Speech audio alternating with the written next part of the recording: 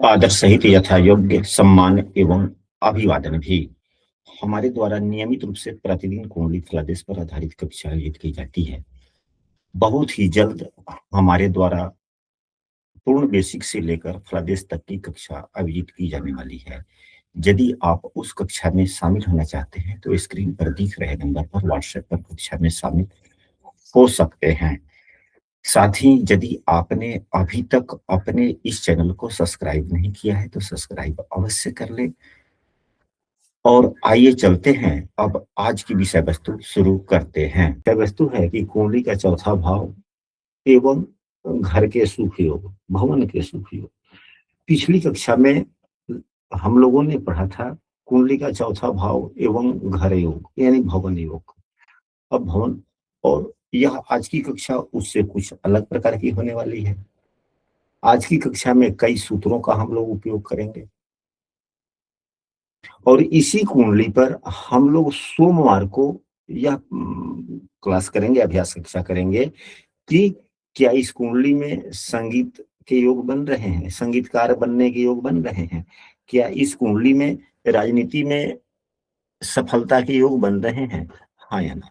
यदि है तो यदि योग कमजोर है तो उसमें बल कैसे दिए जा सकते हैं ताकि इच्छित लाभ में बल मिले। तो आज की विषय वस्तु हम लोग आइए शुरू करते हैं। सबसे पहला सूत्र, आप लोग जिन जिन सूत्रों का आज की कक्षा में हम लोग चर्चा करेंगे, आप सभी अपने अपने कुंडली पर भी उन सूत्रों को लगाएंगे, देखेंगे कि क्या वह आपके कुंडली पर प्रभावी हो रहा है कि नहीं हो रहा है। यदि नहीं हो रहा है तो आप बोलेंगे कि हमने आपने जो सूत्र बतलाए वह सूत्र मेरे कुंडली में लग रहे हैं, परंतु आपने जो इस सूत्र के फल बतलाए वह मेरे कुंडली पे नहीं लग रहे हैं। कम ज्यादा हो सकता है, ग्रह योग के हिसाब से, ग्रहों के अंशात्मक मान से थोड़ा फल कम बेसी हो सकता है, लेकिन सूत्रों के यदि नहीं, बिल्कुल नहीं लगते, बिल्कुल उल्टे हो रहे हैं तो आप लोग बोलेंगे, तो अपनी बातों को रखेंगे। हमारी आवाज सुनाई दे रही है आप लोगों को? जी गुरुदेव। प्रणाम गुरुदेव, चरण स्पर्श। आशीर्वाद। तो यदि चौथे भाव के नवमांश का स्वामी, सबसे पहला सूत्र, यदि चौथे भाव के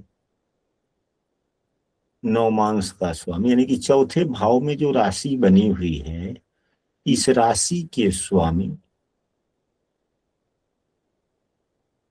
चौथे भाव के में जो राशि बनी हुई है उसके नवमांश का स्वामी यदि कुंडली के 12वें भाव में हो, लग्न कुंडली के 12वें भाव में हो, उस व्यक्ति को अपने नाम से या अपने आधार से भवन न बनाना चाहिए, न लेना चाहिए। अब इस सूत्र को इस कुंडली पर कैसे, दोबारा से बोलिए सूत्र जरा। हम बोल रहे हैं, हमने कहा कि यदि लग्न कुंडली के चौथे भाव के स्वामी नवमांश कुंडली में जहां है, जिस राशि में है, उस राशि का स्वामी यदि लग्न कुंडली के 12वें भाव में, अब यहाँ तो शनि स्वामी हो गए और शनि अपने स्वराशि के ही हैं, उसी राशि के हैं, तो अगर यही शनिदेव किसी अन्य राशि में होते,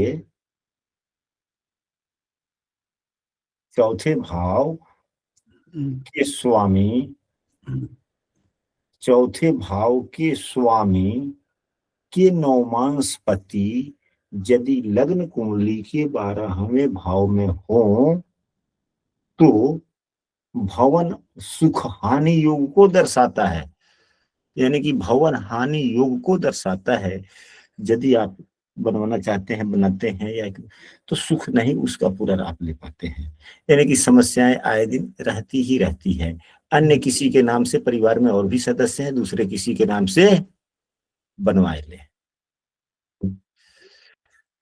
आपसे प्रश्न पूछे जाते होंगे कि हाँ हम घर खरीदने वाले हैं, किसके नाम से खरीदें, ऐसे प्रश्न पूछे जाते हैं कि नहीं? प्रश्न पूछे जाते हैं जी गुरुदेव, आए दिन पूछे जाते हैं।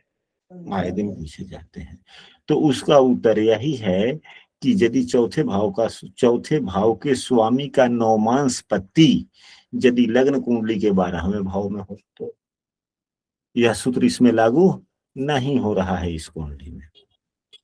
तो सभी सूत्र एक ही कुंडली में लागू हो जाए वह संभव नहीं होता। गुरुजी, इसके अंदर अगर जैसे दो राशियां होती हैं, अगर उसकी दूसरी राशि 12वें भाव में हो तो? यहाँ राशि की बात नहीं है ना, आपने सही ढंग से नहीं समझा। अब मान लिया कि चौथा भाव, जी मान लिया जाए कि चौथे भाव में 5 नंबर की राशि अगर होती जी। तो 5 नंबर राशि के स्वामी कौन हो गए? सूर्य। सूर्य मूल को हम राशि लग्न को सूर्य। सूर्य को हम हाँ, सूर्य को देखेंगे नवमांश कुंडली में किस राशि में है। जी तो अब सूर्य देव यहाँ पर प्रथम दृष्टि आप बुधदेव की राशि में है, कन्या राशि में है। जी तो कन्या राशि के स्वामी बुधदेव हुए, जी ये लग्न कुंडली के 12वें भाव में हो तो। जी ठीक है। अब इस सूत्र को आप लोग जैसे लिख पाए, हम अपने पुनः एक शब्द में बोलते हैं कि चौथे भाव के स्वामी का नौमांस पति यदि लग्न कुंडली के 12वें भाव में हो तो अपने नाम से जमीन, पहले अपने नाम से घर लेने या बनवाने में परहेज करना चाहिए। ऐसा यह कभी समस्या भी देता है, लाभ नहीं होता। बातें स्पष्ट हो गई? जी जी गुरुजी एक चीज कि यदि मान लो ये D9 में 7 नंबर जो कि उनकी उच्च की राशि है उसमें होते और ये 7 नंबर राशि 12वें घर में आ रही है तो भी उनको हानि होती? नहीं नहीं, 7वें में राशि होगी तो उतनी हानि वो नहीं होगा। नौमांस पति को देखना है, नौमांस की राशि को नहीं देखना है। जी गुरुजी, एक प्रश्न है छोटा सा, दोनों कुंडली वर्गोत्तमी हो तो क्या करें? तब यह सूत्र उस पर लागू नहीं होगा, फिर दूसरे सूत्र देखे जाएंगे। जी गुरुजी, धन्यवाद। वर्गोत्तमी होंगे तब भी क्या फर्क पड़ता है? मान लिया जाए कि यहाँ पे जो अब यहाँ पे नौमांसपति क्या हो गए? शनि ही हो गए ना। इस कुंडली में चौथे भाव के स्वामी कौन हुए? शनि। शनि के नौमांसपति कौन है यहाँ पे? शनि कुंभ राशि है, वो भी शनि बैठे हैं। तो शनि ही हो गए, नौमांसपति शनि हो गए। अगर यही शनि यहाँ पे बैठे होते तो भले उच्च ठीक तो समस्याएं, जी। लेकिन यह अब उच्च के हैं, लेकिन हैं तो हानि वाले भाव में। ठीक। कुछ तो हानि ही करेंगे। ऐसी बात नहीं है ना कि जो ग्रह उच्च के हो जाते हैं कभी हानि ही नहीं करते। ऐसा तो किसी पुस्तक में नहीं लिखा हुआ है ना। जी और ग्रहगण कभी कभी शत्रु राशि में भी बैठकर अच्छे फल देते हैं। 12वां भाव व्यय का है, 12वां भाव समाप्ति का है। किस चीज का है? तो शरीर का है। शरीर अस्थाई चीज है जो सबसे अधिक समयों तक आपके साथ में रहता है। जन्म से लेकर मृत्यु तक बाद में जो भी आता है वह तो कुछ समय के लिए आता है, चला जाता है। शादी भी होती है, हमारे जीवन साथी आते हैं तो 25-30 वर्षों के बाद में आते हैं। वह अगर आयु 60-100 वर्षों की है तो 30 वर्ष कम ही साथ में रहते हैं। अगर 100 वर्ष में मृत्यु हो जानी तो शादी भी तो 30 वर्ष के बाद में हुआ, 25 वर्ष के बाद में हुआ। जीवन साथी भी तो उतने दिनों तक नहीं है जितना दिन तक हमारा शरीर है। तो 12वां भाव समाप्ति का है और चौथा भाव तो इससे भी दीर्घकालिक चीज है। यह तो एक बार खरीदिए तो पुश्तों तक रहता है, इसलिए। चलिए अब आते हैं दूसरे सूत्र पर। चौथे भाव का स्वामी क्या आपके केंद्र में है? इस कुंडली में चौथे भाव के स्वामी केंद्र में है।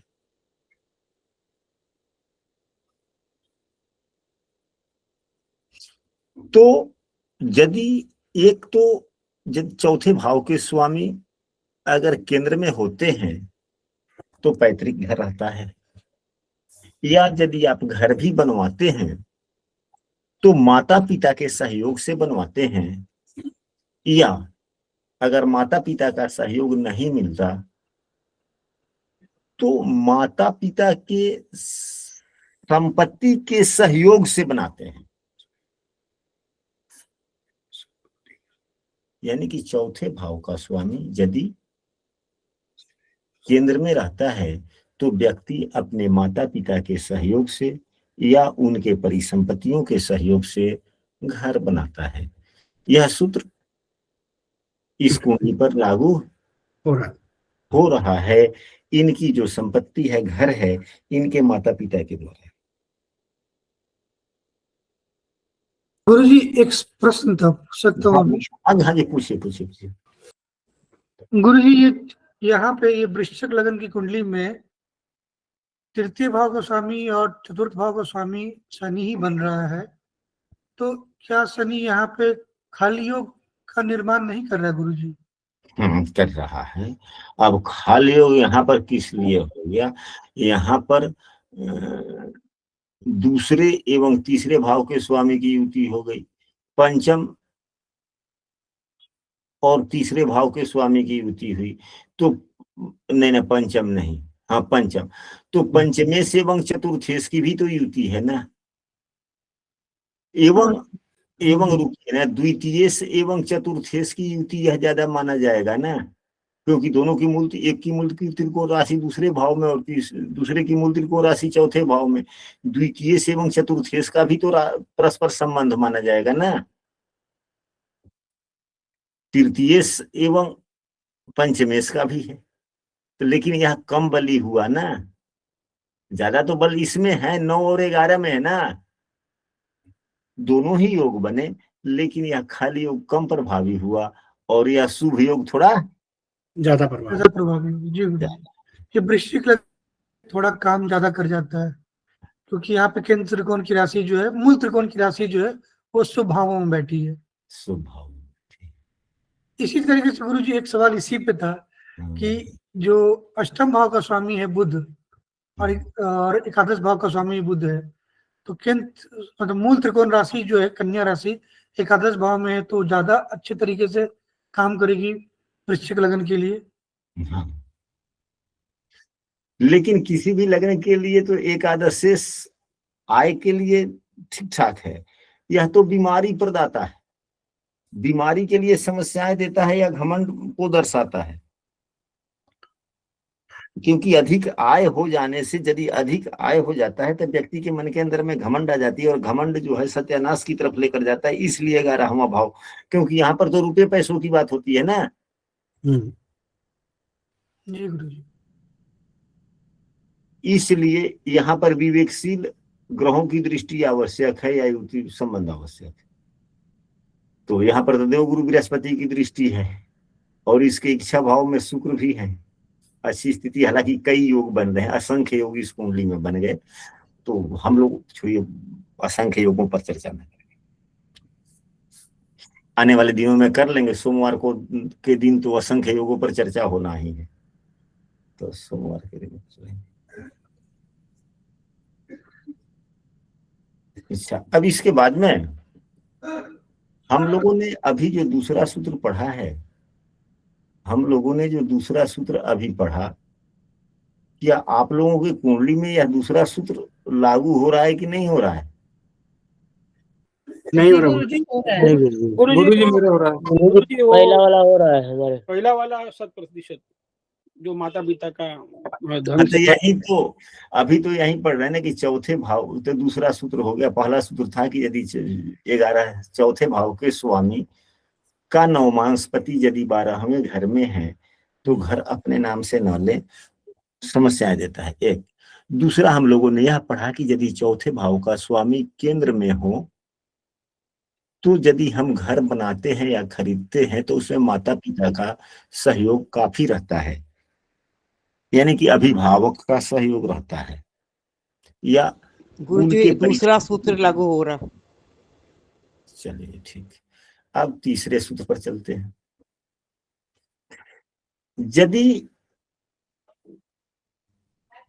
चौथे भाव का स्वामी के लिए, अभी हम लोगों ने चौथे 7वें या 10वें की चर्चा की, यदि चौथे भाव का स्वामी यही जो शनिदेव बन रहे हैं, यदि लग्न में होते, पंचम में होते या नवम में होते, खास करके पंचम एवं नवम में, हालांकि लग्न में भी है तब भी यह नियम लागू होता है, व्यक्ति अपने पुरुषार्थ से घर बनाता है।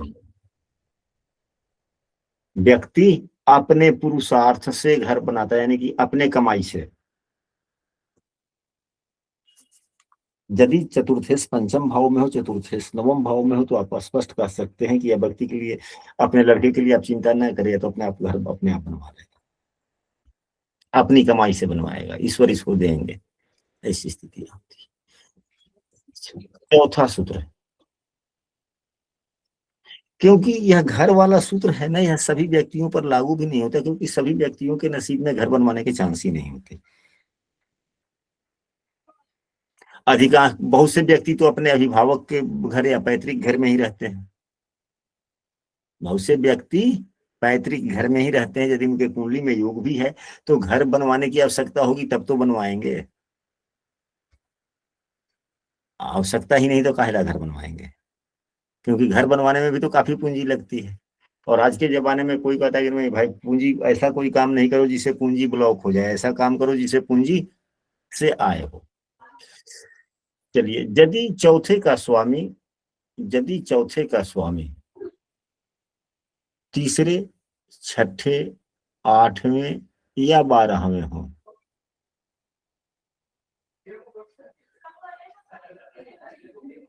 तो भी व्यक्ति अपने पुरुषार्थ से घर बनाता है, लेकिन जीवन के आखिरी समयों में, जीवन के आखिरी समय में, यानी कि जब भौतिक अभिलाषाएं मन से समाप्त हो जाती है तब, यदि यहाँ पे हो तो तीसरे, छठे, 8वें या 12वें, बोलिए। गुरुजी, ये जो सूत्र है 3, 6, 8, 12 में, यानी चौथे भाव का स्वामी हो, तो हमारी कुंडली में तो गुरुजी शनि जो है, यानी चौथे भाव के स्वामी, वो मकर राशि के स्वामी जो है, यानी शनि देवता, वो तीसरे भाव में है। तो गुरुजी घर तो हम समय के बिफोर बना लिए हैं। हाँ, तो अब इसमें और भी सूत्र लग रहे हैं। अब देखा जाए, यहाँ पर एक बात है, वृश्चिक लग्न की ही कुंडली है आपकी?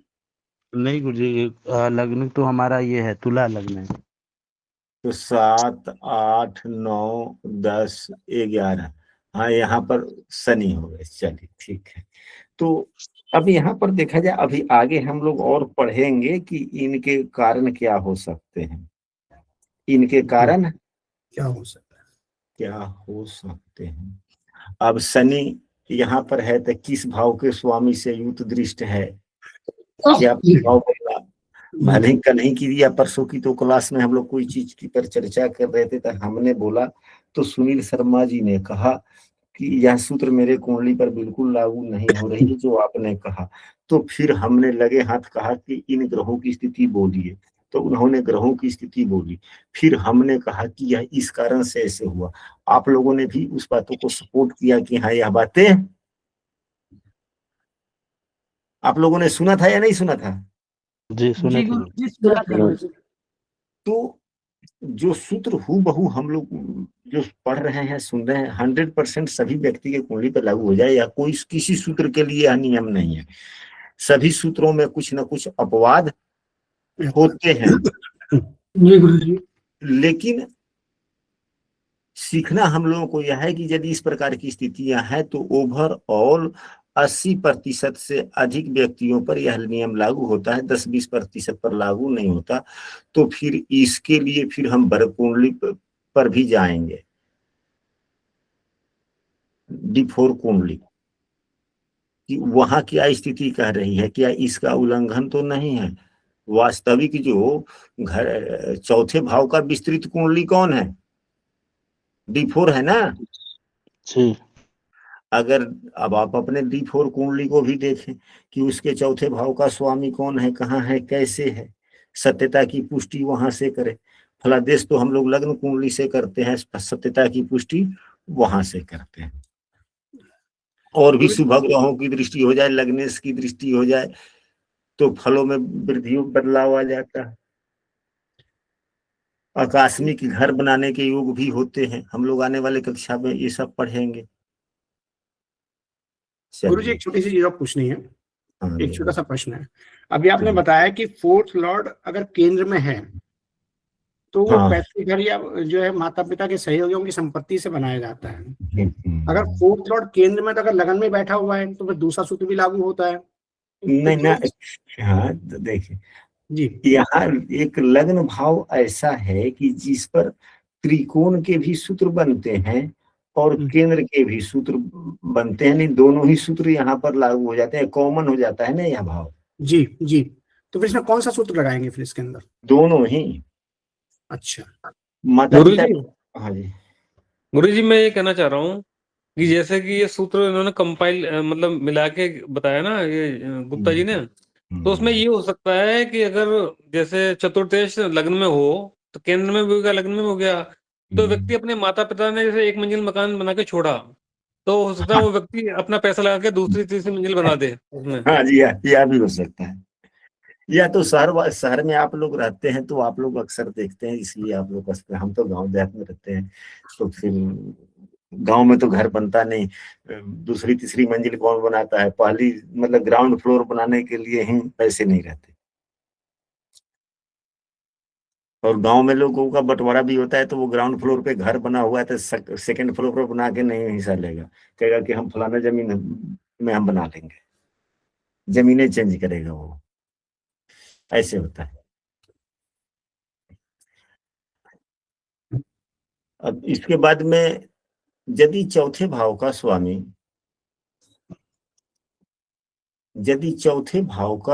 यदि दूसरे भाव में हो तो व्यक्ति घर नहीं बनाता जल्दी, पहले खूब कमाएगा, पैसे इकट्ठा करेगा और एकाएक बनाएगा, यानी कि पैसा घर बनाने के लिए, घर खरीदने के लिए इत्यादि के लिए पैसे जमा करेगा। गुरु जी ये सूत्र है क्या?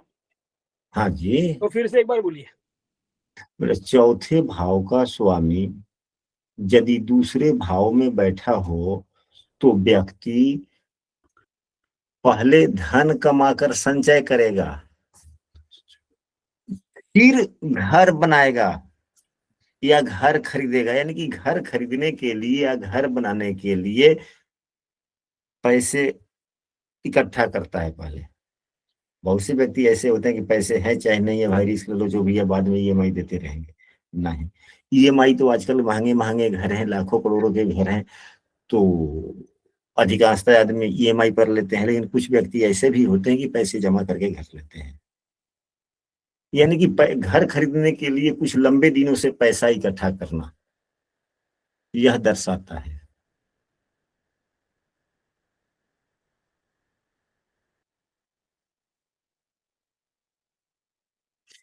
सुखों की बात करें तो यदि चौथे भाव में शुक्रदेव हो या दसम भाव में शुक्रदेव हो, वैसे व्यक्ति को घरेलू सुख, घर से बड़ा आनंद मिलता है, घर के अंदर जाता है तो एक सुकून सी उसे अनुभव होती है, क्योंकि चौथे भाव के कारक भी, चौथे भाव के सुखों के कारक भी, घर के भी कारक, चौथे भाव में शुक्रदेव का दिग्बल भी मिलता है। तो यह एक सामान्य नियम है कि चौथे भाव में शुक्र की स्थिति या चौथे भाव पर शुक्र दृष्टि या चौथे भाव में शुभ ग्रह हो तो भी घर का उत्तम सुख मिलता है। चौथे भाव में शुभ ग्रह कोई भी हो, शुभ हो, चंद्रमा हो तो शुभ हो, बलि हो, बुध है तो अकेले हो या किसी शुभ ग्रह के साथ में हो, देवगुरु बृहस्पति हो तो भी, खास करके शुक्र हो तो ज्यादा, खास करके शुक्र हो तो बढ़िया, सबसे ज्यादा। कोई भी शुभ ग्रह होता है तो शुभ होता है। अब आपके घर में आपकी सुख मिलती है कि नहीं मिलती है, चौथे भाव को ना देखें। आपके घर की में मानसिक सुख आपको मिलती है कि नहीं मिलती है, चौथे भाव को ना देखें। यहाँ से घर की सुख शांति नहीं देखी जाती, यहाँ से घर के सुख शांति नहीं देखी, क्योंकि चंद्रमा को देखें कि आपके कुंडली में चंद्रमा कहाँ है। चंद्रमा चौथे भाव का भी कारक है, चंद्रमा मन का भी कारक है, चंद्रमा चौथे भाव में दिग्बल भी प्राप्त करता है। तो मानसिक बात शांति जो है वह चंद्र कुंडली से देखी जाती है। तो आप अपने चंद्रमा आपके कुंडली में जहां है उससे चौथे भाव को देखें। यदि वह शुभ प्रभावित है, यदि वह शुभ प्रभावित है तो घर में ठीक। गुरुजी फिर से बोले सूत्र को।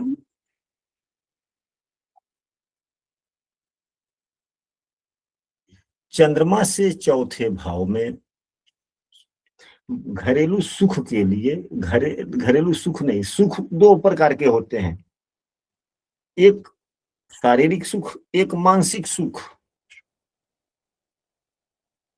अगर चौथे भाव में सुभग्रह है तो हर प्रकार के सुख मिलते हैं, परंतु वास्तविक मानसिक सुख के लिए चंद्रमा को देखें और चंद्रमा से चौथे भाव को देखें कि चंद्रमा से चौथा भाव जितना ही शुभ होगा उतना ही आपको घर के अंदर मानसिक शांति मिलती है। यह गोचर पर भी निर्भर करता है। आपके जन्म कुंडली में चंद्रमा से चौथे भाव में यदि खराब स्थिति है, गोचर में यहाँ पर अशुभ ग्रह आ गए और भाव का स्वामी भी खराब हो जाए, अनिष्ट ग्रहों की दशा चल रही हो, तो उस समय घर की स्थिति अच्छी नहीं होती। ऐसे लगता है कि घर में वास्तु दोष। तो वास्तु दोष वाली बात जहां पे प्रश्न आपको दिखती है, तो सबसे पहले किस ग्रहों की दशाएं नुकसान करती है? तो सबसे अधिक नुकसान 11वें भाव के स्वामी की दशा अंतरदशा चल रही हो। किसकी दशा अंतरदशा? 11वें या तीसरे भाव के स्वामी की दशा अंतरदशा चल रही हो और चंद्रमा से चौथे भाव में गोचर में कोई खराब ग्रह हो, आपके लग्न कुंडली के 11वें या तीसरे भाव के स्वामी आपके एक चौथे भाव से नहीं, लग्न से 11वें या तीसरे यानी कि 8वें, चौथे भाव से 8वें या चौथे भाव से 12वें भाव के स्वामी की अंतरदशा चल रही हो और गोचर में चंद्रमा से चौथा भाव पाप पीड़ित हो गोचर के कारण, तो ऐसे लगता है कि घर में अच्छा माहौल नहीं है। और पंडित जी लोग जाते हैं तो वास्तु शांति करवा लो। क्या करवा लो? वास्तु शांति करो। नहीं, तो चंद्रमा से चौथे भाव के स्वामी जो बनते हैं उसको मजबूत कीजिए और तीसरे भाव के स्वामी की शांति दान कीजिए। 11वें भाव का कुछ नहीं कीजिए। आपने अभी बोला ना कि चौथे भाव से 8वां व 12वें भाव, मतलब कि वही 3-11 भाव हो गया, उसकी दशा अंतरदशा चल रही हो। और गोचर में क्या बोला? गोचर में भी, गोचर में चंद्रमा से जो आपके लग्न कुंडली के चंद्रमा से जो चौथा भाव जो बनता है उस भाव में गोचर में खराब ग्रह। सूत्र आसान है। अच्छा, पहले छवि जी आप बोले, फिर आपकी बात सुन लेते हैं, फिर इसको हम लोग दोहराएंगे। गुरुजी, जैसे अभी आपने बताया कि चंद्र कुंडली से देखना है, तो कन्या राशि में जैसे चंद्रमा हो, चंद्र कुंडली कन्या राशि की हो, तो आजकल जैसे गोचर हो रहा है इन 4 ग्रहों का धनु राशि में, सूर्य, मंगल, शुक्र और चंद्रमा का, तो क्या ये स्थिति थोड़ी अजीब हो सकती है सुख के लिए? तो अब यहाँ पर सूर्य भी हुए, शुक्र भी हुए जी, और मंगल भी हुए। हाँ, थोड़े से घर में अधिकारतावादी बात थोड़ी ज्यादा होगी, लेकिन अब दशा को लग्न कुंडली किस भाव का है? कन्या राशि का। अच्छा, तो वो धनु राशि का, धनु राशि का लग्न हो गया। हाँ, धनु का लगन है और चंद्र लगन कन्या का है। अच्छा, तो यहाँ पर 9 हुआ, यहाँ पर हो जाएगा फिर चौथे पर 7, तो शुक्रदेव की दशा 9, 10, 11, शुक्र या शनि की दशा चल रही हो शनि की चल रही है। तो कुछ ना कुछ हल्का फुल्का अधिकारतावादी, यानी कि एक दूसरे पर ऐसी बात बोलना जैसे लोग लगे कि हाँ रोब वाली बातें हो सकती हैं। हो सकती है, जिसके कारण मानसिक समस्या हो सकती जी। है। यानी कि घर में कुछ ना कुछ मानसिक अशांति टाइप का हो। तो ऐसे में तीसरे भाव के स्वामी का दान पुण्य करना चाहिए। हाँ, और चंद्रमा जिस राशि में बैठे हुए हैं उस राशि के स्वामी को बल बढ़ाना चाहिए। जी, बुध देव को। हाँ, 11वें भाव के स्वामी का कुछ नहीं करना है। जी। 11वें भाव के स्वामी का बल भी नहीं बढ़ाना है, दान पुण्य भी नहीं करने, और शांति भी नहीं करने, नहीं तो दरिद्रता योग हो जाएगा। फिर जैसे वैसे रहने थे, हाँ जी। क्योंकि 11वां भाव आय का भी है और तीसरा भाव उग्र भाव है। हाँ, अब बिना जी बोला जाए, कुछ आप कह रही थी। कुछ नहीं गुरुजी, क्लियर हो गया। वही कि चौथे घर से 8वें और 12वें में जो ग्रह आ रहे हैं उनकी अगर दशा अंतर्दशा चल रही हो, गोचर में भी खराब ग्रहों की दशा चल रही हो, तो उसमें मानसिक क्लेश होता है, घर में मानसिक क्लेश रहता है। यही था ना आपका मतलब बोलने का? हाँ हाँ जी, हाँ जी, हाँ जी। जी। तो जो सूत्र हम लोग पढ़े कम से कम अपने कुंडली पर भी लगाते चलना चाहिए, और यदि उस प्रकार की स्थितियां हैं तो स्पष्ट बतलाना बोलना भी चाहिए कि हाँ ऐसी बातें हैं।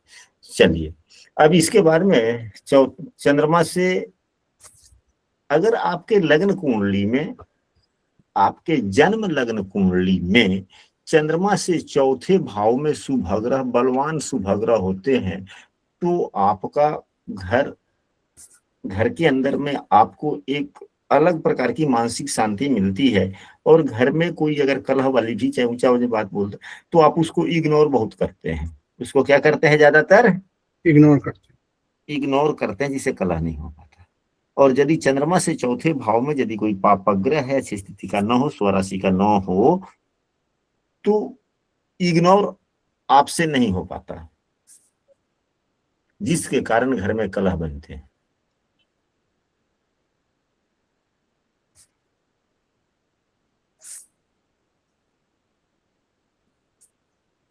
हम लोगों ने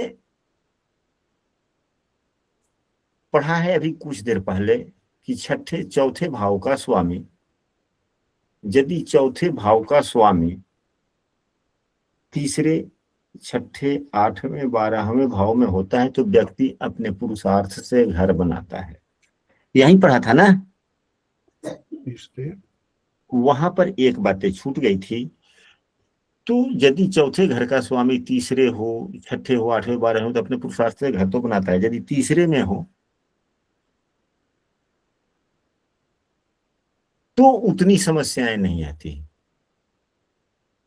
लेकिन छठे, 8वें, 12वें भाव में हो तो घर बनाते समय किसी न किसी प्रकार की समस्याएं अक्सर आ ही जाती है। यानी घर बनाने में बाधा होता है, हालांकि व्यक्ति उस बाधाओं को पार करके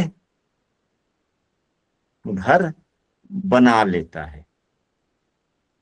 तो यदि चौथे भाव का स्वामी कुंडली के छठे, 8वें, 12वें भाव में हो, अगर छठे भाव में हो तो यह ध्यान रखें कि यदि पंचमेश की दशा, अंतरदशा, प्रत्यंतरदशा में ही घर का ये करें, शिलान्यास इत्यादि करें। 8वें भाव में अगर है तो 7वें भाव में, 7वें भाव के स्वामी की अंतरदशा, प्रत्यंतरदशा में शिलान्यास करें। यदि चौथे भाव का स्वामी 12वें भाव में है तो 11वें भाव के स्वामी की दशा अंतरदशा में शिलान्यास करें। प्रत्यंतर दशा भी ले सकते हैं। प्रत्यंतर दशा तो आ ही जाती है, 1.5 साल के अंदर में सभी ग्रहों की आती है कि नहीं आती है? आती है गुरुदेव। प्रत्यंतर दशा साल 2 साल के अंदर में सभी ग्रहों की एक बार व्यतीत हो जाती है।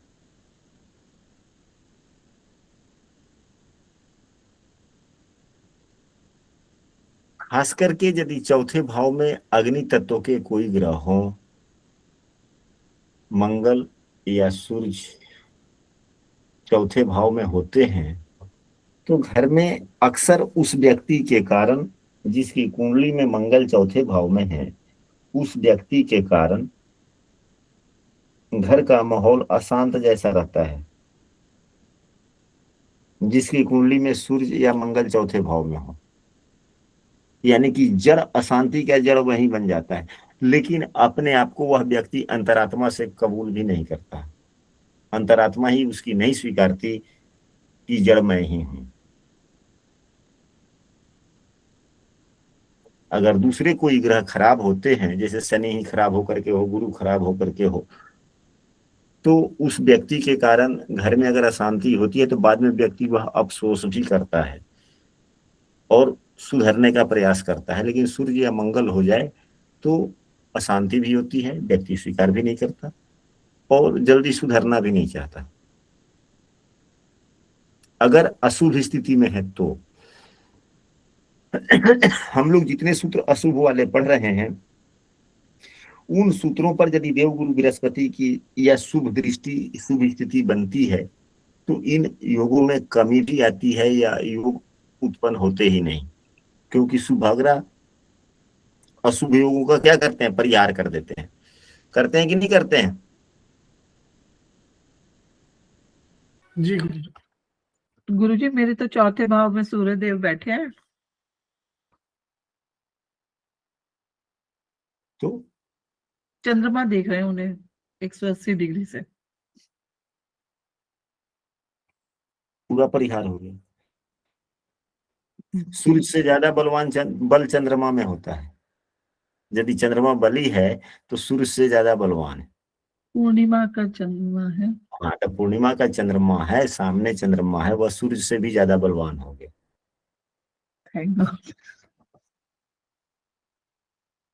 लेकिन हाँ, सूर्य चौथे भाव में है तो आपका स्वभाव यह जरूर रहता है कि हम घर के अंदर जो बात हम बोलते हैं, हालांकि आप जितनी बातें बोलते हैं घर के अंदर, चाहे घर का जो भी सदस्य हो, उस पर आप जितनी बातें बोलते हैं एक अधिकार से बोलना पसंद करते हैं, लेकिन सामने वाले के भले के लिए बोलते हैं।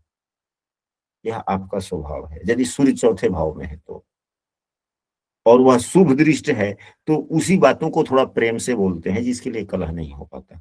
यदि वहीं सूर्य पर शुभग्रह का प्रभाव नहीं हो तो उसको शब्द में थोड़ा बदलाव आ जाएगा, शब्द तो वही रहेंगे लेकिन रूपदार स्वर हो जाएगा। आपके भी घर में अभी जितने ही सदस्य हो, 1 हो 2 हो 3 हो, जितने हो, क्या यह बातें आप पर लागू होती है? अधिकारता वाली बात बोलते हैं लेकिन बड़े प्रेम से बोलते हैं। प्रेम चंद्रमा के कारण हो रहा है। जी बोलते तो प्रेम से, पर दूसरे लोग अदरवाइज लेते हैं।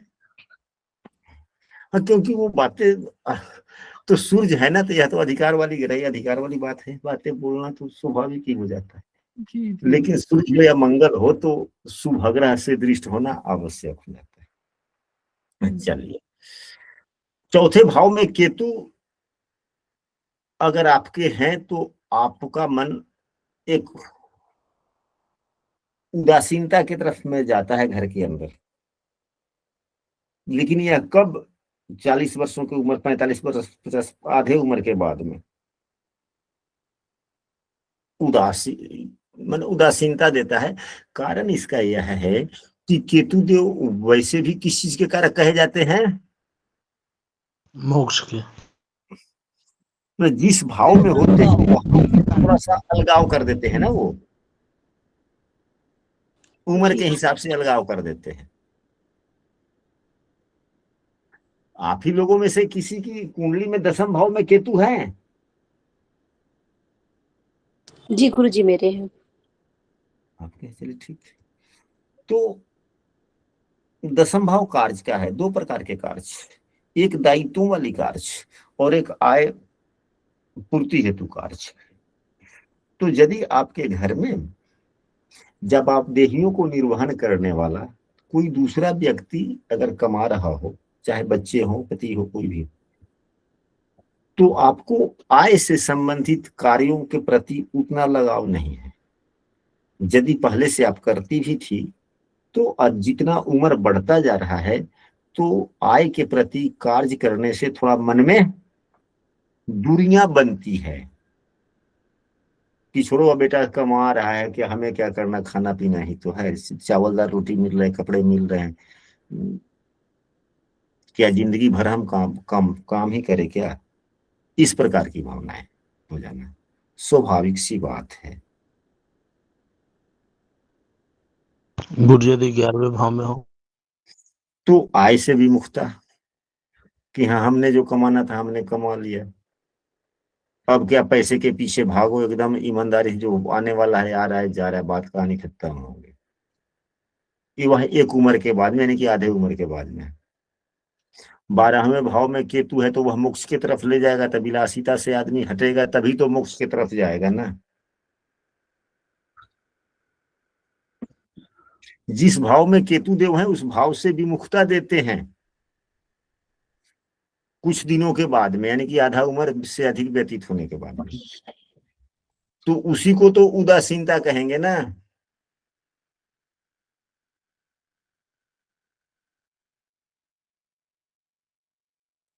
चौथे भाव में शनि का होना या शनि की राशि होना, जैसे यहाँ पे चौथे भाव में शनि की राशि है, यह घर में अशांति, घर में तरह तरह की बीमारियां अक्सर देते रहते हैं। लेकिन जब शनि दूसरे भाव में हो, शनि की राशि हो, शनि ही स्वयं बैठे हो, तो नहीं। शनि किसी अन्य राशियों में बैठे हुए हो चौथे भाव में, तब यह बातें आती है। या शनि की राशि यहाँ पर हो, शनि की राशि 10 या 11 नंबर में से दोनों में कोई यहाँ पर हो जाए, और शनि दूसरे भाव में हो या 7वें भाव में हो या 10वें भाव में हो, तो ऐसी बातें नहीं होती। यानी कि शनि के द्वारा अपना भाव देखा जाता हो। यदि शनि की राशि है और शनि से दृष्ट नहीं है, तो घर के पूर्ण सुख नहीं मिलते।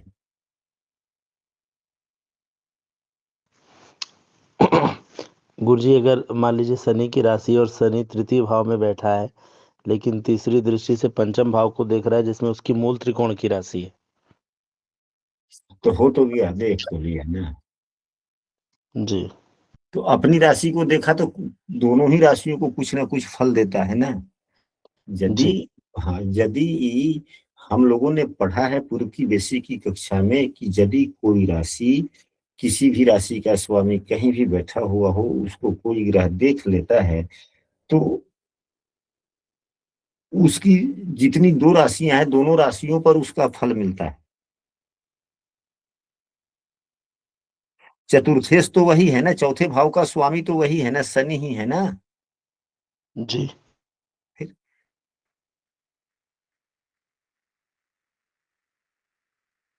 लेकिन यह उतनी आनंद नहीं देगा जितना चौथे भाव में अगर शनि की राशि और चौथे भाव को ही देख रहा हो तो। जी यदि आप ही की कुंडली है, तो आप ही की कुंडली है, तो एक जो आप कहेंगे कि हाँ घरेलू वातावरण एक पूर्ण सुखमय जैसा, ऐसा आपको अनुभव उतना ना हुआ होगा कभी भी। नहीं, नहीं होता गुरुजी। नहीं, संभव नहीं। और चलिए, गुरुजी, यदि चौथे भाव और पंचम भाव में दोनों शनि देव की राशि हो और शनि देव द्वादश भाव में हो और 10वें भाव में मंगल देव वक्री होकर बैठे हुए हैं, तो यहाँ पे चौथे भाव में 10 नंबर की राशि हो जी और यहाँ 11 हो, जी शनि देव यहाँ पर हो जाए, जी मंगल देव यहाँ पर हो जाए, तो जी 10, 9, 8, 7,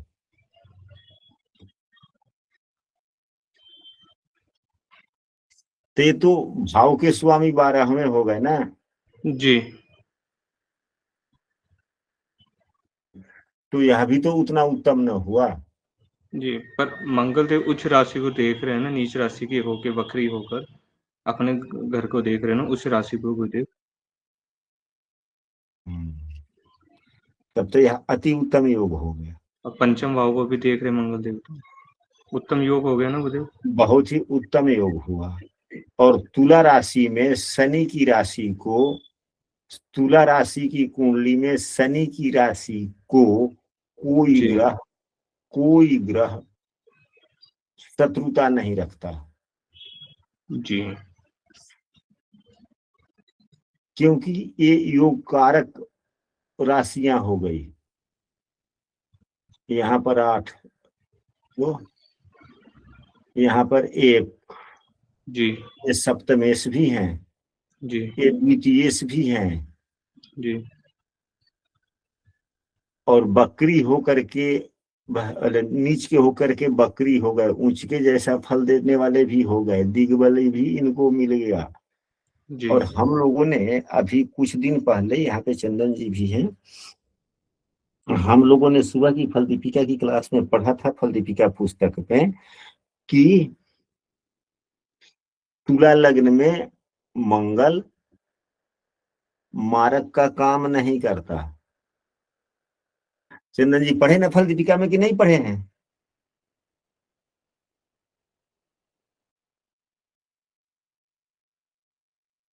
क्योंकि गुरुदेव 7वें भाव में 1 नंबर और दूसरे भाव में 8वें नंबर की राशि है। क्योंकि यहाँ पर ये पापग्रह हैं, तो इनकी एक राशि यहाँ पर हो जाने से इनकी अशुभता समाप्त हो गई, पापत्व गुण समाप्त हो गया। इसलिए ये पापग्रह का काम नहीं कर रहे हैं हम। ऐसी बात नहीं है कि तुला लग्न वाले के लिए मंगल मारक नहीं होते, मंगल की दशाओं में मृत्यु नहीं होती, ऐसी बात नहीं है। वह दूसरी बात से वस्तु है। तो एक तो थोड़ी शुभता इनमें आ गई, दूसरा स्थिति ऊंच की हो गई, और यहाँ पर उच्च के होकर के तब उच्च दृष्टि से देख रहे थे, यहाँ पर तो सुख अच्छा ही हो गया। भाव का स्वामी अपने से 9वें हो गया, उच्च का हो गया। अगर 12वें भी है तब भी तो उच्च का है ना। तो जिस भाव का स्वामी उच्च का होकर के बैठ जाए तो फिर क्या होगा? ठीक ही तो है। हाँ, अगर यही दूसरा कोई ग्रह होता, चौथे भाव के स्वामी कोई दूसरा होता, जो यहाँ 12वें भाव में उच्च का नहीं होता, तब काफी समस्याएं थी। इसमें ये योग और भी है गुरुदेव के द्वादश भाव और चौथे भाव का स्वामी स्थान परिवर्तन है, यानी द्वादश भाव का जो बुध देव है चौथे घर में विराजमान है, और चौथे घर का स्वामी शनि देव है जो मित्र की राशि में विराजमान है द्वादश भाव में। यह व्यक्ति का अब तो कार्यों के आधार पर कह सकते हैं, हालांकि यह तो बार बार यात्रा के योग भी दर्शाते हैं। जी, घर से बाहर जाना, बाहर से फिर घर पे आना, इस प्रकार के लिए। चलिए आगे बढ़ते हैं। गुरुजी एक प्रश्न है। हाँ। अभी ये वृश्चिक लगन की कुंडली में ही मंगल जो लग्नेश है चौथे घर में बैठे हैं, और जो शनि है चतुरेश है वो 10वें घर में बैठे हैं। दोनों की आपस में एक दूसरे के ऊपर दृष्टि आ रही है सब तक। फिर ये कैसा प्रभाव देंगे? मतलब पुनः बोले आप? लग्नेश मंगल चौथे घर में बैठे हैं। इस लगन की कुंडली है, यही वृश्चिक लगन की। लग्नेश कहाँ बैठे हैं? चौथे घर में, कुंभ राशि में। अच्छा जी, हाँ। और शनि सामने बैठे हैं सिंह राशि में। हाँ। आमने सामने है दोनों ग्रह, तो इनके प्रभाव जो है वो अच्छे नहीं होंगे ना आपस में। तो क्यों? लग्नेश जिस भाव में होता है उस भाव में शुभता बढ़ाता है। यह मंगल यहाँ पर नुकसान करता, लेकिन लग्नेश नहीं होता तब करता ना। अच्छा, लग्नेश ही है। हाँ जी। यहाँ चौथे भाव के स्वामी का 10वें भाव में बैठना भी एक प्रकार का राजयोग है। शनि कर्तव्यों के कारक हैं, बगैर कर्तव्य का सम्मान नहीं मिलता। यह मेहनत करके छोटे, मतलब कि छोटा छोटा काम करके आगे बढ़ेगा, काफी सम्मानित होगा। ये इस प्रकार के योग बने। ऐसा व्यक्ति एकाएक बड़ा काम करने को सोचेगा तो जीवन में कभी सफल नहीं होगा या खराब, फिर शनि यहाँ खराब फल दे देंगे। चौथा भाव लोकप्रियता का भी है, शनि सेवक भी है, तो छोटे कार्यों से आगे बढ़े। शनि वक्री है। ठीक है, तो जो भी है, तब बकरी है तो इनका तो पापत्व गुण कुछ कम हो गया ना। तो फिर बकरी के लिए नवमांश देखेंगे कि नवमांश में वह स्वराशि के हैं या नवमांश में उच्च के हैं, नवमांश में शत्रु राशि के। यदि नवमांश में शत्रु राशि के हैं तो फिर कार्यों में काफी समस्याएं आएंगी, प्रसिद्धि में काफी समस्याएं आएंगी। यदि नवमांश कुंडली में स्वराशि के हैं या अपने उच्च राशि में तो अति सुंदर बात है, तब ग्रोथ देंगे, ये समस्या नहीं देकर के ग्रोथ देंगे। लेकिन घरेलू समस्याएं नहीं होंगी, क्योंकि लग्नेश बैठे हुए हैं चौथे भाव में। लग्नेश किसी भी जिस भाव में बैठता है उस भाव में शुभता में वृद्धि करता है, न कि अशुभता में वृद्धि करता है। अगर यही मंगल लग्नेश नहीं होता तो यहाँ पर मानसिक तनाव देता।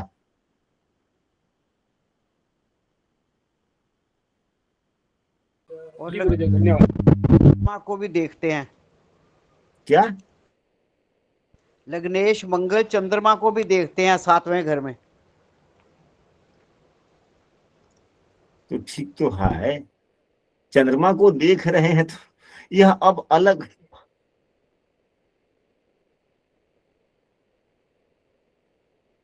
और चंद्रमा से 7वें शनि है, चंद्रमा से चौथे शनि है। शनि पापक ग्रह, देवगुरु बृहस्पति कहाँ है? जी हाँ, गड़बड़ हुई है। गड़बड़ हो गया फिर। चलिए, हम लोग विषयांतर होते चले जा रहे हैं। अगर यहीं अब शनि को कोई शुभ ग्रह न देख रहा हो तो फिर घरेलू शांति नहीं, अशांति हो जाएगी, फिर मतलब समस्याएं आएंगी।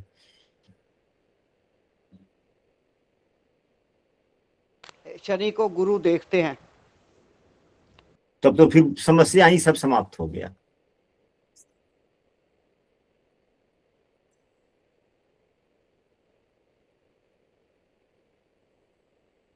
यदि 2 या 2 से अधिक पापक ग्रहों का प्रभाव चौथे भाव पर हो तो घरेलू सुखों में बार बार समस्याएं आती जाती रहती है।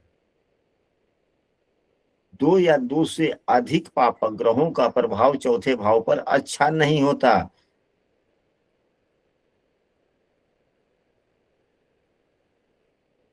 बार बार समस्याएं देते। चौथे भाव में यदि राहु देव हों और कुंडली के अशुभ भाव के स्वामियों से युक्त हों, यानी कि 6ठे, 8वें, 12वें, तीसरे लाभ भाव को छोड़कर, केंद्र या त्रिकोण भाव और लाभ भाव को छोड़कर 12वें, तीसरे, 6ठे या 8वें भाव के स्वामी से यदि राहु देव युक्त हो गए चौथे भाव में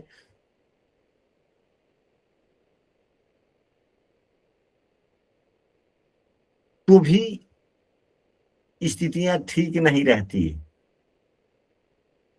समस्याएं आती है। साथ में ऐसे स्थिति में व्यक्ति को अगर इसी प्रकार की कुंडली बन रही है, राहु देव चौथे भाव में है और चौथे भाव में बैठे हुए हैं और 12वें भाव के स्वामी से युक्त हो जाए, तीसरे भाव के स्वामी से युक्त हो जाए, 6ठे भाव के स्वामी से युक्त हो जाए या 8वें भाव के स्वामी से युक्त हो जाए, तो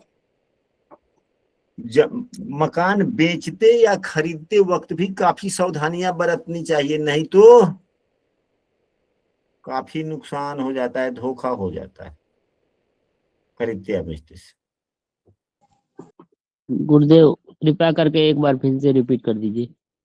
हमने कहा कि चौथे भाव में राहु देव हों और